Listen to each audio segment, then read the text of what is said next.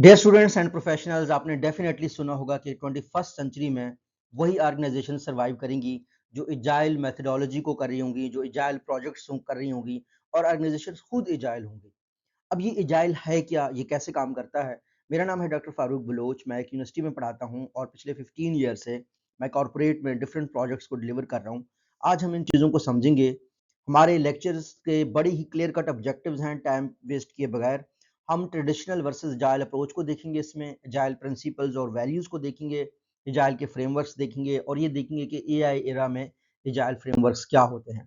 Learning objectives हमारे बड़ी simple हैं कि हम अंडरस्टैंड करेंगे एजाइल प्रोजेक्ट मैनेजमेंट। इसके बाद आप कहीं इंटरव्यू दे रहे हैं, वो आप देने के काबिल हो जाएंगे।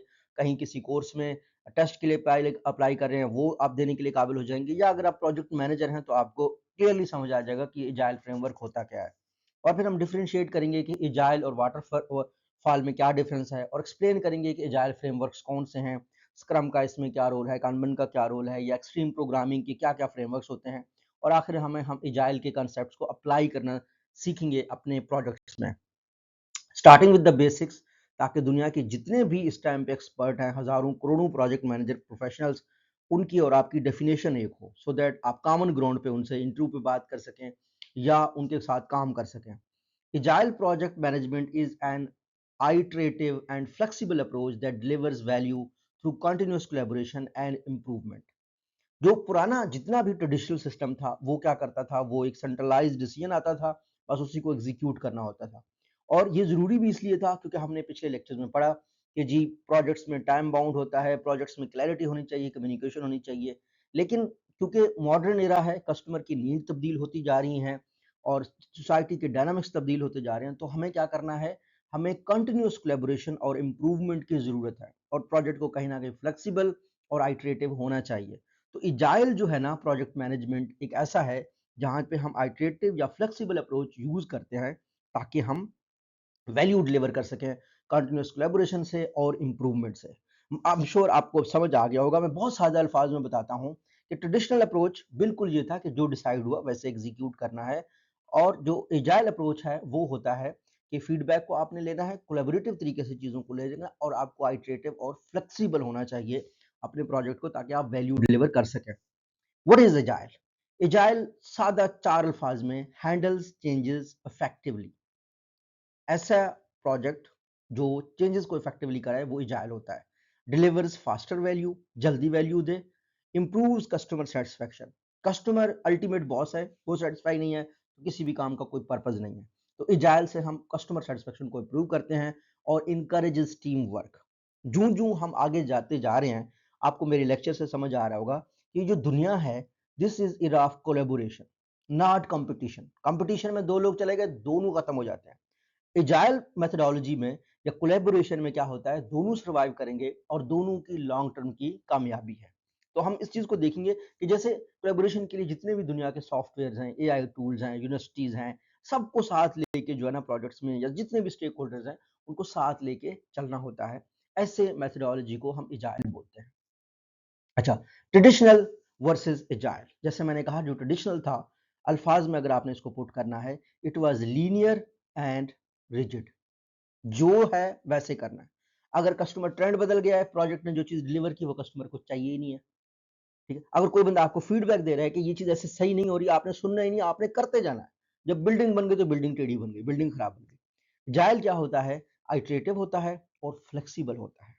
You change your approach, you listen to the customer, you ensure कि आप वैल्यू डिलीवर कर रहे हैं, ना कि आप रिजिड हो। जाइल मैनिफेस्टो क्या होता है? मैनिफेस्टो में इसके चार पॉइंट्स हमने देखे। पहली बात तो ये है, individuals and interactions over process and tools. जो प्रोसेस आपने डिफाइन किया है, क्योंकि हम अक्सर कहते हैं कि जो असूल हैं वो इंसानों के लिए बनते हैं, इंसान असूलों के लिए नहीं बनते। सो एजाइल मेथडोलॉजी में ये होता है कि यार हमने एक चीज बना दी है, लेकिन कोई मसला नहीं है, लेकिन इंडिविजुअल्स की जो इंटरेक्शन है वहां से हमें एक चीज समझ आई है, तो हम उसको चेंज कर सकते हैं, ठीक है ना, कि हम उसको बार बार हम रिजिड रहे, हम प्रोसेस पे रहे, टूल पे रहे। तो इस वजह से आप देखिएगा इस टाइम पे साहब के जो टूल्स हैं, दुनिया की ईआरपी, इंटरप्राइज रिसोर्स प्लानिंग की चीजें हैं, उनको हमने थोड़ा बहुत टच किया है, हम आने वाले क्लासेस में मजीद उनको टच करेंगे। वो भी कस्टमाइजेबल है, वो भी फ्लेक्सिबल है, ताकि हर एक की अपनी नीड मीट हो सके। तो ये है एजाइल का पहला मैनिफेस्टो कि individuals and interaction over process and tools. दूसरा है वर्किंग सॉफ्टवेयर ओवर डॉक्यूमेंटेशन। क्या आप पहले कागज बनाओ, साइन करो उस पे, नहीं, आप एक सॉफ्टवेयर बनाएं और वक्त के साथ साथ उसको देखें। और बिल्कुल ये उस अप्रोच का है जिस अप्रोच में मॉडर्न ऑर्गेनाइजेशंस कामयाब होती हैं। मतलब मैंने जितने भी 60 स्टार्टअप्स को अपवर्क पे गाइड किया, दुनिया के टॉप स्टार्टअप्स को प्रोजेक्ट्स में, हम ये कहते हैं कि पहले एक वर्किंग प्रोटोटाइप बनाओ, मार्केट में कस्टमर के पास ले जाओ, उसको कोई चाहिए, वो कहे चाहिए तो ठीक है बनाते जाओ, वो केस में ये तब्दीली करो, वो तब्दीली करो। इसको बोलते हैं पिवट, पिवट करना प्रोजेक्ट मैनेजमेंट में। और ये मोस्ट इंपॉर्टेंट चीज है, वही ऑर्गेनाइजेशन आज के दौर में, एआई के दौर में सर्वाइव करेंगी जो पिवट करेंगी। ठीक है, working software over collaboration is always a manifesto of the agile. Customer collaboration over contracts. ठीक है, कॉन्ट्रैक्ट्स में ये डिसाइड हो जाता है कि हमने आपको ये डिलीवर करना है, डज नॉट मैटर वक्त के साथ उसकी जरूरत खत्म हो गई, डज नॉट मैटर बीच में नई टेक्नोलॉजी आ गई। तो कस्टमर सेट कोलैबोरेशन इंतहाई जरूरी है। रिस्पॉन्डिंग करना, रिस्पॉन्ड करना है आपने, इसका जो है ना आखिरी मैनिफेस्टो है ओवर फॉलोअप्स। नहीं, दो चीजें होती हैं, एक होता है कोई इवेंट हो गया, आपने उस पर रिएक्ट किया, ठीक है, ग्रेशन में रिएक्ट किया, जैसे रिएक्ट किया। दूसरा होता है रिस्पॉन्ड करना, समझ के बात करना, समझ के बात का करना। ये है इजाइल मैनिफेस्टो। अब मैं श्योर जितने भी लोगों ने इस लेक्चर को देखा होगा उनको समझ आ गया होगा कि इजाइल मैनिफेस्टो अपने आप में है क्या, और ये आपको 100% क्लियर हो गया होगा। अच्छा, इजाइल के ना हमारे पास चार जो है ना वो हैं प्रिंसिपल्स कह सकते हैं उनको। पहली चीज कस्टमर सेटिस्फैक्शन, फीडबैक उसका लेना, उसको सेटिस्फाई करना। दूसरा, welcome changing requirements. Changing requirement से आप दोनों का बेनिफिट हो सकता है, लॉन्ग टर्म में आप चल सकते हैं और आप वही चीज बना सकते हैं जो कस्टमर को चाहिए, जो स्टेक होल्डर को चाहिए। फ्रीक्वेंट डिलीवरी, ये नहीं है साल के बाद बना कर देंगे, बीच में किसी को नहीं पता क्या चल रहा है, तो आपने फ्रीक्वेंट डिलीवरी करना है और क्लोज कोलैबोरेशन करना है जिनके साथ आप काम कर रहे हैं वो। अच्छा, ये प्रोग्रामिंग, टेक्निकल, आईटी के प्रोजेक्ट्स में बहुत जरूरी है। अगर आप क्लोजली कोलैबोरेट नहीं कर रहे तो आप eventually you end up delivering something that is not required, eventually you end up delivering something that even does not work. So agile principles हमने अंडरस्टैंड किया। यही रीजन है जिससे मैंने आपको लेक्चर के स्टार्ट में कहा था, world wants agile organisation, the project managers want agile projects. So agile frameworks क्या होते हैं? चार फ्रेमवर्क्स हमारे पास होती हैं, स्क्रम की, कानबन की, एक्सट्रीम प्रोग्रामिंग की, और उसके बाद लर्निंग की मेथोडोलॉजीज हमारे पास हैं।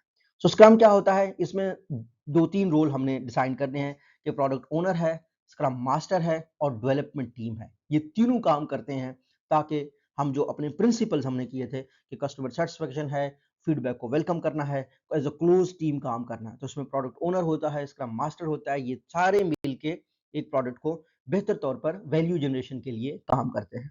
स्क्रम के इवेंट्स क्या होते हैं? Sprint planning. स्प्रिंट प्लानिंग में होता है कि you divide the activities 1 to 2 week का आप करते हैं और आप डिवीजन करते हैं और तब जाके उनसे उनसे फीडबैक सॉर्ट करते हैं या उनको रिजल्ट एक डिलीवर करते हैं। दूसरा, डेली स्क्रम आप करते हैं। डेली आप देखते हैं कि कहाँ-कहाँ पे हमारे पास जो प्रोडक्ट ओनर है, स्क्रम मास्टर है या जो डेवलपमेंट की टीम है, उनकी इंटरेक्शन होती है। स्प्रिंट रिव्यूज आप देते हैं और स्प्रिंट को आप रिट्रोस्पेक्टिवली देखते हैं।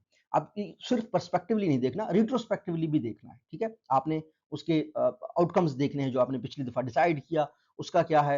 आप जो है ना फ्यूचर पर्सपेक्टिव भी देखते हैं, आप एग्जिस्टिंग पर्सपेक्टिव भी देखते हैं। तो these are the scrum events that happens in the.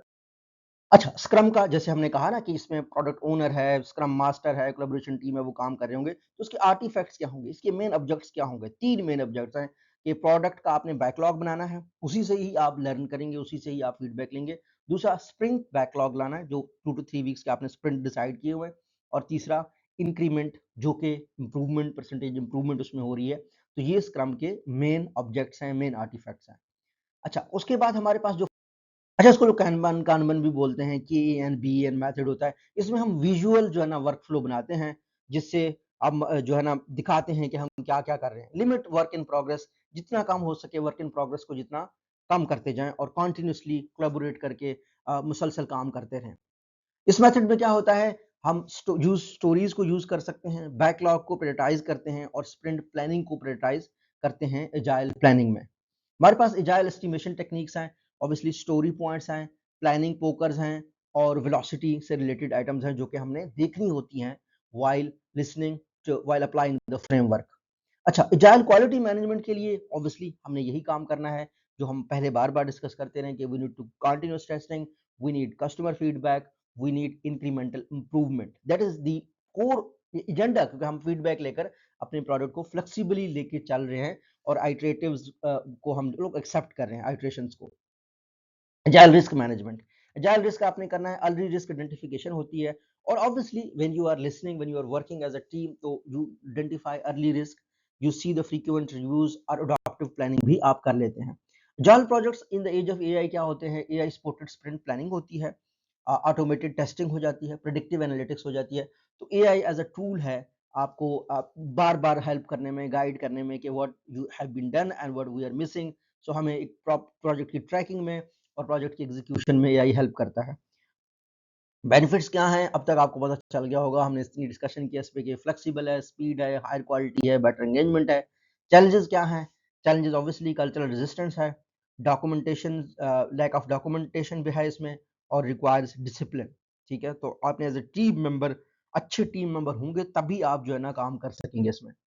अगर agile is implementation in the software startups में हमेशा एजाइल होता है, क्योंकि आपने जिसके लिए सॉफ्टवेयर बनाना है उसका फीडबैक लेना है, और फिर कंटिन्यूस इंप्रूवमेंट से आप पिवट करके उसको एक वैल्यूएबल चीज में बना लेते हैं। और सॉफ्टवेयर डेवलपर्स और इंजीनियरिंग की दुनिया के लोग, they are flexible enough, otherwise you will find the people they can not incorporate the feedback, they can not work in the teams, and it's so hard to survive. अभी अगर survive कर रहे हैं तो आने वाले दिनों में लोगों के लिए मुश्किल हो जाएगा। तो हमने देखा कि जो एजाइल है वो embraces the change, customer value is central, और एआई एनहांसेस द एजिलिटी। ये हमारे की टेकअवेज हैं। स्टूडेंट्स के लिए जरूरी है कि वो समझें कि डिफाइन एजाइल क्या होता है, एक्सप्लेन स्क्रम रूल्स, और differentiate agile and waterfall. Next lecture में इंशाल्लाह हम hybrid and waterfall project management को देखेंगे। Thank you so much, see you in the next lecture.